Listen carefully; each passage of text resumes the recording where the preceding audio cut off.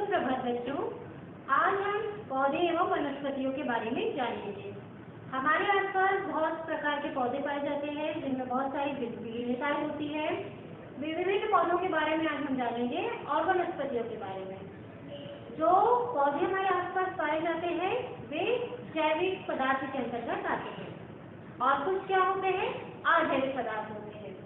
तो जो जैविक पदार्थ के अंतर्गत आते हैं उसे हम कहते हैं बायोटिक वर्ग, और जो अजैविक के अंतर्गत आते हैं उसे हम कहते हैं अबायोटिक वर्ग। जो पौधे होते हैं उनको जो अजैविक पदार्थ होते हैं वो उन्हें सहारा प्रदान करते हैं कि जैसे पौधों को हवा की आवश्यकता होती है, हवा देते हैं। खनिज पदार्थ की आवश्यकता होती है तो खनिज पदार्थ देते हैं जल द्वारा। ऐसे अजैविक पदार्थ हमारे आसपास पाए जाते हैं जैसे मिट्टी, जल, वायु, बहुत सारी ऐसी अजैविक पदार्थ होते हैं जो जैविक पदार्थों को सहारा प्रदान करते हैं। इसी के अंतर्गत पौधों के मुख्य भाग है जड़, तना एवं पत्ती। तो पौधों का सबसे पहले भाग देखेंगे हम जड़। जड़ क्या करती है? जड़ का मुख्य कार्य क्या है? जड़ का मुख्य कार्य है वो पौधे को रक्षा प्रदान करती है। वो कैसे? वो पौधों को जमीन से बांधे रखती है। जब हवा या तेज तूफान आता है तो जड़ मजबूती से पौधों को पकड़ कर रखती है ताकि वो गिरे ना या इधर उधर न जाए। दूसरा कार्य क्या है? दूसरा क्या करती है? जड़ जो पौधों की वृद्धि होती है उसे विकसित करने में मदद करती है। जब हम उसे जल देते हैं, खनिज पदार्थ देते हैं तो वह पौधों तक पहुँचाने का कार्य करती है। ये किसका कार्य है? जड़ का। जड़ मुख्यतः दो प्रकार की होती है। एक होती है मूसलाधार और दूसरी होती है अपस्थानिक जड़। मूसलाधार में आता है आपकी इस तरह से बनी होती है। मूसलाधार क्या करती है? सीधे लगती है। जैसे मकई का पौधा होता है वो क्या होता है? मूसलाधार के अंतर्गत आता है। उसके बाद में आपका अपस्थानिक जड़। अपस्थानिक जड़ में आता है जैसे गन्ना की जड़, है ना? तो वो क्या रहती है? रेशेदार होती है, फैली हुई रहती है, उसे हम कहेंगे अपस्थानिक जड़। जो गन्ना होता है वो किसके अंतर्गत आता है? तना के अंतर्गत। उसे हम खाते हैं तने के भाग को। उसी प्रकार जड़ के भी कुछ ऐसे भाग होते हैं जिनको हम खाते हैं जैसे कांद, मूल, गाजर, मूली वगैरह, ये सब किसके अंतर्गत आते हैं? जड़ के अंतर्गत, और उसे हम खाद्य पदार्थ के रूप में उपयोग लेते हैं। इसके बाद है आपका तना। तना का क्या कार्य होता है? तना का कार्य ये पौधों को सहारा प्रदान करना। ठीक है। तना से शाखाएं निकलती है, शाखाओं से पत्तियां निकलती है, पत्तियों से फूल निकलते हैं, फूल से क्या निकलते हैं? फल निकलते हैं। तो जो जड़ से पानी ऊपर जाता है, ऊपर पहुंचाता है, वो कौन करता है? तने का कार्य होता है। तो जो तना से पानी जाता है वो कहाँ तक जाता है? पत्तियों तक जाता है, फूलों तक जाता है, फिर फलों तक जाता है। जो ये प्रोसेस होती है आपकी पानी पहुंचाने का जो कार्य करता है तना, उसे हम क्या बोलते हैं? जाइलम। उसके बाद पानी पहुंचाने का कार्य किसका हो गया? तने का। इसके बाद में भोजन बनाने का कार्य कौन करता है? पत्ती करती है। ठीक है। पत्तियां जो भोजन बनाकर पूरे पौधों को प्रदान करती है उसे बोलते हैं हम फ्लोएम। इस प्रोसेस को बोलते हैं फ्लोएम, जो तने के द्वारा होती है। तने के कुछ भाग है जिसे हम खाते हैं जैसे गन्ना। गन्ने का जो बीज वाला स्टेम होता है उसे हम खाने के लिए उपयोग में लेते हैं। ये आपका हुआ तना। इसके पश्चात है आपकी पत्ती। आइए हम पत्ती की बाहरी संरचना को देखें। पत्ती की बाहरी संरचना कुछ इस तरह से है। पत्तियां इस तरह से पाई जाती है।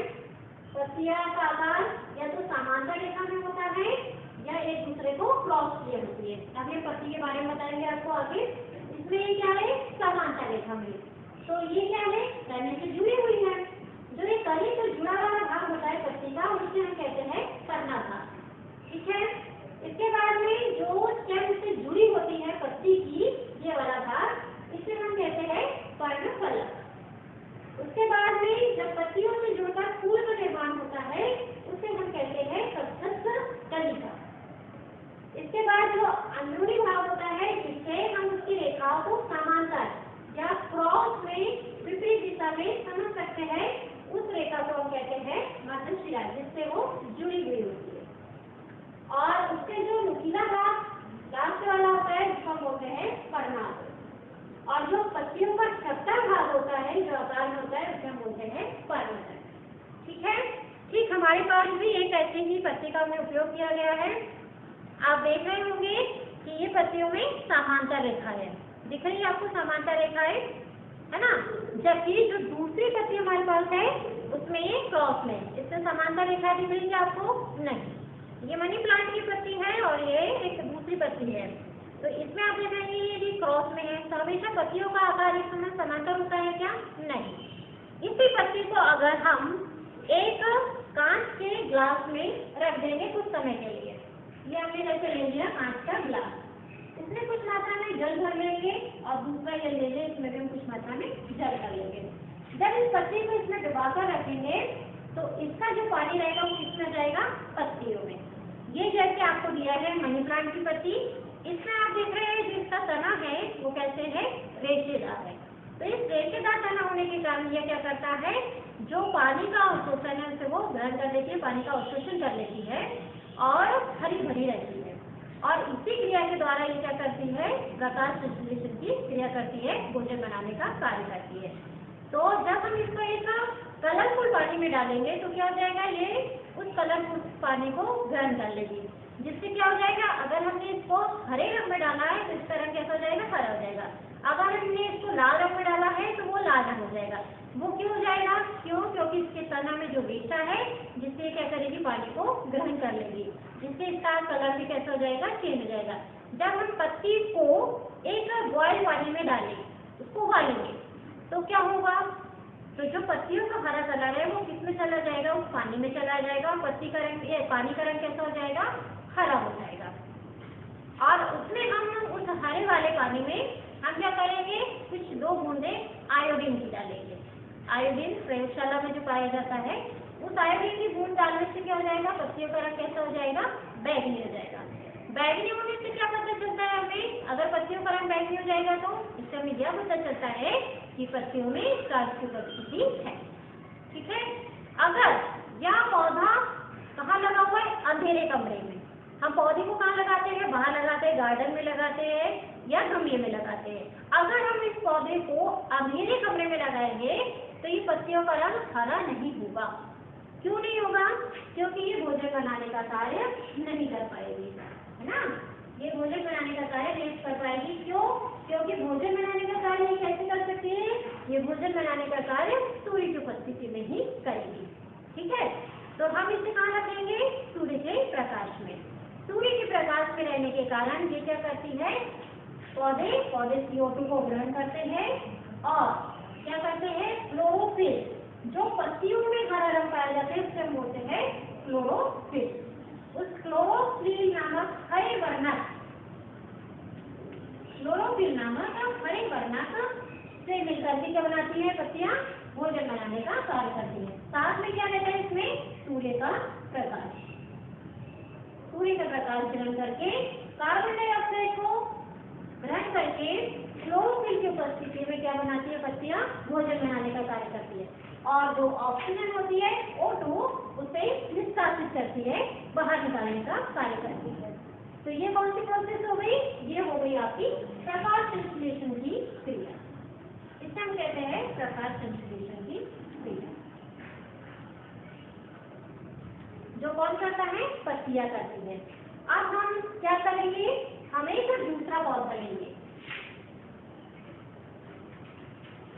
हमने यहाँ एक गमले में लगा हुआ पौधा लिया, ठीक है। कुछ इस तरह से इसमें एक पौधे में क्या है? पत्तियां लगी है बहुत सारी, और एक पौधे में कुछ नहीं, ठीक है। इसके हमने क्या किया? पॉलीथीन का कवर कर दिया इसके ऊपर, इन पत्तियों के ऊपर, और इसके ऊपर में हमने पॉलीथीन का कवर कर दिया। आप यहाँ देख रहे होंगे कि एक पौधा लगा है गमले में, और उसमें एक साइड में क्या है? पत्तियां लगी हुई है, और दूसरे साइड क्या लगा हुआ है? कोई पत्तियां नहीं है, वो खाली है, नीचे। तो उसमें क्या है? उसमें हमने क्या लगा दिया? पॉलीथीन लगा दी। और जो दूसरे साइड पत्ती वाला है उसमें हमने क्या किया? पॉलीथीन लगा दी, ठीक है। आप उसको एक दिन के लिए घर में ऐसे करके देख सकते हैं या कर सकते हैं। आप पॉलीथीन वाले पौधे को जब दूसरे दिन खोलकर देखेंगे तो जो ये पॉलीथीन लगे हुए यहाँ क्या देखेंगे? आपको पानी की बूंदें या पानी की कुछ बूंदें आपको दिखाई देगी। तो ये क्या है, ये है वाष्पोत्सर्जन की क्रिया। जबकि इस साइड जो लगा हुआ है पॉलीथीन, तो क्या इस साइड वाष्पोत्सर्जन की क्रिया होगी क्या? नहीं। क्यों नहीं होगी? क्योंकि इस साइड क्या है, पत्तियां नहीं है। तो इससे हमें यह पता चलता है कि ये जो पत्तियां होती है ये वाष्पोत्सर्जन की क्रिया करती है। जो पानी भाप बन के उड़ता है वो उससे बोलते हैं वाष्पोत्सर्जन की क्रिया। जब इसमें जो पानी की मात्रा रहेगी वो पानी की मात्रा कहाँ चली जाएगी, इस पॉलीथीन के ऊपर लग जाएगी। तो इससे हमें पता चलता है कि पौधे सूर्य के प्रकाश में प्रकाश संश्लेषण की क्रिया करते हैं, वह जल का अवशोषण करते हैं और वाष्पोत्सर्जन दोनों क्रियाओं का कर सकते हैं। अब वो कैसे करेंगे? क्योंकि हम जानते हैं कि पत्तियों में छोटे छोटे छिद्र पाए जाते हैं। आप बहुत पास से देखेंगे तो आप जानेंगे कि पत्तियों में बहुत छोटे छोटे छिद्र पाए जाते हैं। इन छिद्र या इनको हम बोलते हैं स्टोमेटा, रंध्र भी बोलते हैं इनको और स्टोमेटा भी बोलते हैं। जो छोटे छोटे छिद्र पाए जाते हैं उससे हम बोलते हैं रंध्र या स्टोमेटा। तो इस क्रिया के द्वारा, रंध्र या स्टोमेटा की क्रिया के द्वारा क्या होता है, वाष्पोत्सर्जन की क्रिया होती है। इसके बाद है फूलों के बारे में। इसके बारे में लिया जैसे फूल। आप जानते हैं कि फूल बहुत प्रकार के होते हैं, कई प्रकार के फूल होते हैं, उनमें बहुत सारी विविधता पाई जाती है। विविधता का अर्थ होता है भिन्नता, है ना। हर फूल गुलाब का नहीं होता है या हर फूल गुड़हल का नहीं होता। गुड़हल का फूल कैसे रहेगा, लाल कलर का होगा, रेड कलर का। गुलाब के फूल के कई कलर होते हैं और कई तरह का होता है, तो उसे हम क्या कहते हैं, विविधता या भिन्नता। उस भिन्नता के कारण ही हम क्या जानते हैं कि वो फूल किसका है या वो पुष्प किसका है ना। ये गुड़हल का पुष्प है या गुलाब का पुष्प है या अदर जो दूसरा है वो, ये क्या है, इनके अंदर विविधता पाई जाती है। उसी विविधता के आधार पर कुछ फूलों के बारे में जान सकते हैं। जैसे ये दिया है, हमने बनाया गुड़हल का फूल, तो किस तरह से होता है,